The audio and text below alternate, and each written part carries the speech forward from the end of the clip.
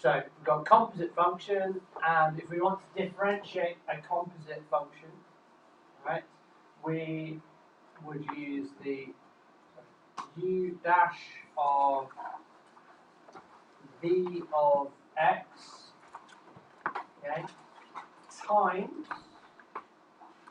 v dash of x. Okay. So basically, you have to differentiate each function in turn. For the first part of differentiation, do you use also the power rule? Well, yeah, so things like power rule apply all the time, don't they? Power rule, constant rule, they are just the rules of differentiation. What you then get is, well, what happens when you're trying to use power rule, but you've got two functions multiplied together? So then it's, well, product rule, and then if it's two functions divided, it's quotient rule. But when you differentiate those things, you are using power rule and constant rule and things like that. Okay. So we've got this chain of differentiation, right? So basically what you do is you differentiate the outside function, okay, leaving what's inside intact, and then you multiply by differential of the inside function. Can you see that happening there?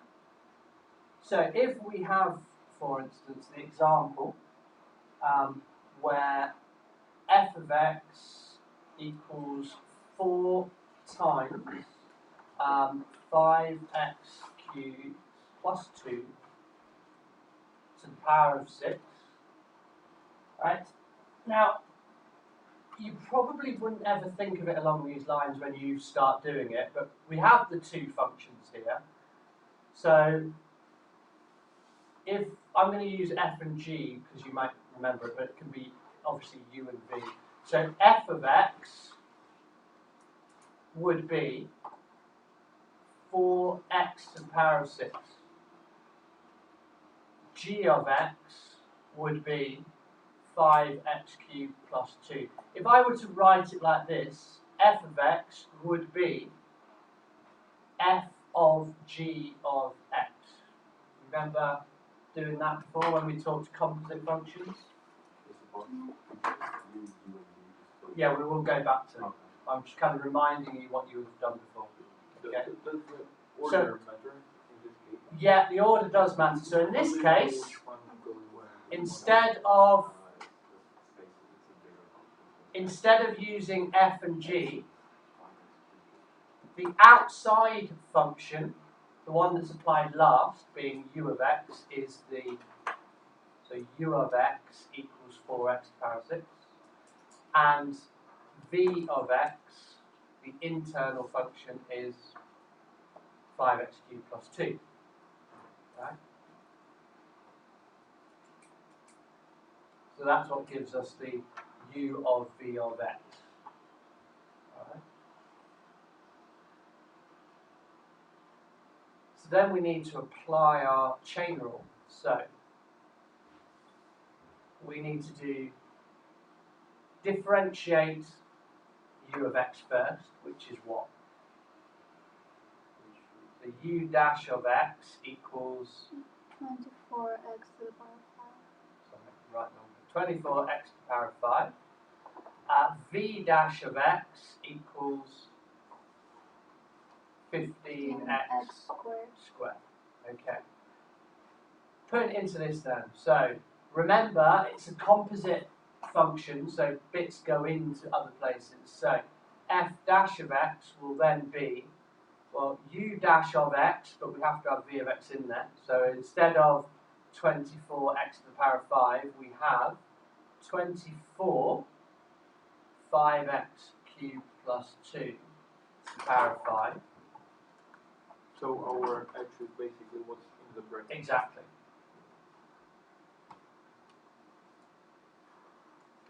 And then you multiply by the differential of what's inside the bracket? 15x squared. Okay? Do we not substitute x? Nope. So basically, you do outside first, and then do whatever's inside, and multiply it on afterwards. Okay. Easy to answer or Well, you can obviously simplify because you can multiply through. And just look at the example in the book, because obviously they've done it for us. So it becomes 360 x squared, 24 times 15, okay, times 5x cubed plus 2 to the power of 5. Okay. And we don't need to multiply it any further because it doesn't simplify. Okay. Multiplying that out would not necessarily simplify it. Alright? so that would allow you to find the gradient at a certain point on the line. Exactly. So this differential function with that function gives you the gradient of that function at any point.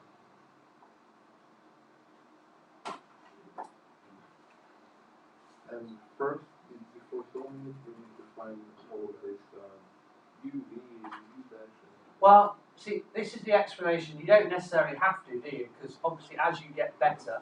So if we have a look at the next example, for instance. So if we have we'll put b this time. Example 12. So if f of x equals the root of 4x squared plus 1. Alright. What do we have to do first? To be able to differentiate square roots. Yeah, turn it to a power. Turn it to a power. So we need to go f of x equals 4x squared plus 1 to the power of 1 over 2, a half. Okay. So again, you can then write out u of x. So what is u of x in this case? 2 Like x to the power of 1 over 2. X to the power of a half, that's it. It's just that to the power of a half, that's the first function. V of x this time is 4x squared plus 1. So if I want to differentiate that now, I would do outside, leave what's in the brackets alone, put the brackets there, and just imagine it's an x, so it becomes a half in front, and what does the power do? It becomes minus a half. So then we have to multiply by, Why is it minus half again? because you always drop it by 1. don't you? So half minus 1 is minus a half. And then you differentiate what's in there, becomes 8 to the power of x. Sorry? Multiplied by 8 to the power of x. 8 to the power. No, I mean 8x. 8x, yeah. So we've just got 8x. So just to simplify one step, we would have 4x squared plus 1 to the minus a half. Okay. And if we were to write that as with a positive power, 1 over square root. I think 4x over 1 over good, 4x squared over plus 1 to the power 4x squared plus 1 to the power of a half. Remember that minus a half does not apply to the 4x. So that's why it's not 1 over the whole thing. Pardon? 8x times a half. And initially 8x came from the v dash x, right? Yes. So 4x squared plus 1. So if you want me to write it, so u dash of x would have been a half x to the minus a half, and v dash of x would have been 8x. So again, you've applied the constant rule, you've applied the power rule, the multiple rule, all been applied, and then we've applied chain rule afterwards. So you put the answer, the denominator as a square root. Or should you do that? You can, it's not a problem if you do that. Because you can simplify it further. It's not simpler, that's the thing, it's just different. It's when you simplify Oh, okay, It's right. 2x and then it's 4x. So 4x over is now the 2x. the square root of 4x squared plus 1. Okay. So you reckon you can do the square root of 4x squared plus 1 is? Well, I'm not sure that. I'm not sure if you can split up both. Can't, can you? So Well, you you can't. can do- But that would still be the right answer. Yeah, that and that are the same thing. It's not a problem. But what he's saying is, can you not simplify? So, for instance, you would like to apply the half there and the half there, but it doesn't work that. If it was a multiply, you can, but when it's an addition, you can't. It's just like if I wanted you to do a plus b squared, let's ignore the fact it's a half. That is very much not a squared plus b squared, is it? Remember that. So, same thing applies if it's a square root. You can't do 2x plus 1. Mr. Puff, if you leave it in the form of 4x times 4x squared plus 1 to the minus half, is that Again, this are all technically the same thing. They're just in different forms. But if you were asked, for instance, you were specifically asked, make sure the powers are positive, they're checking your knowledge about what minus a half means, so that you don't do what was suggested and you just put 1 over the whole thing. So they might add that in, but if they're not adding it in, no, don't bother, because maybe if you were doing maths later on and you ended up with this, but you've got to use it further on, you would have to convert it to a negative power to then add to other things and so on. Okay, so unless otherwise specified, that is fine. This, however, is sloppy and messy, isn't it? Because you can multiply it, you can get rid of that part of it. Alright? Let's have one look at one of the final example that they've got, just to go through. So if f of x, because you realistically now, guys, differentiation of things, when you have an exam, you're going to have exponent, e, natural logarithms, they're going to start coming in. That's how they test your knowledge. Because these other ones are a bit too easy. So you have to know that you can deal with things like that. Okay?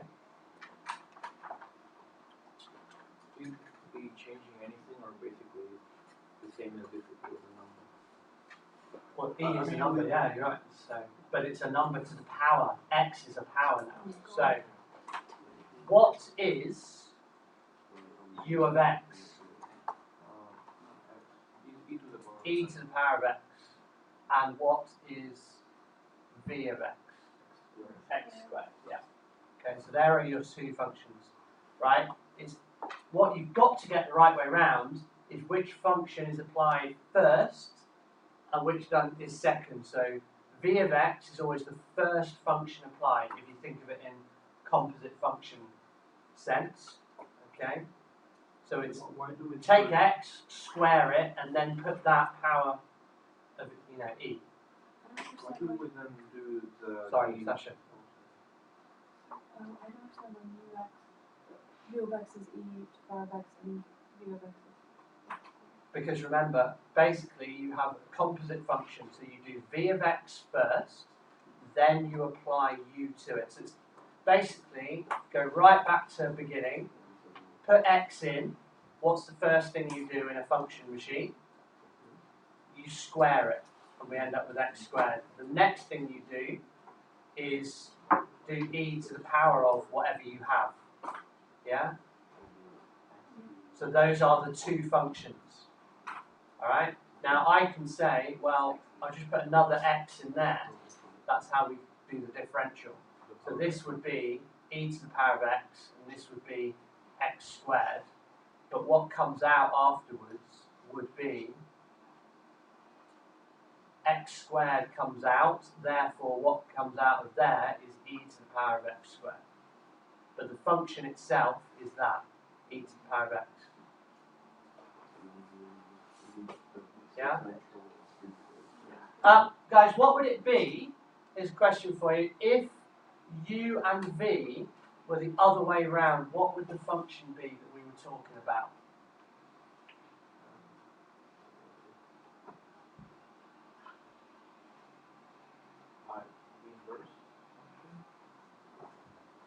No, not the inverse. But what would it actually be? So I've just talked about this. I've done the x squared gets done. Well, what if I did the e to the power of x first and then the x squared?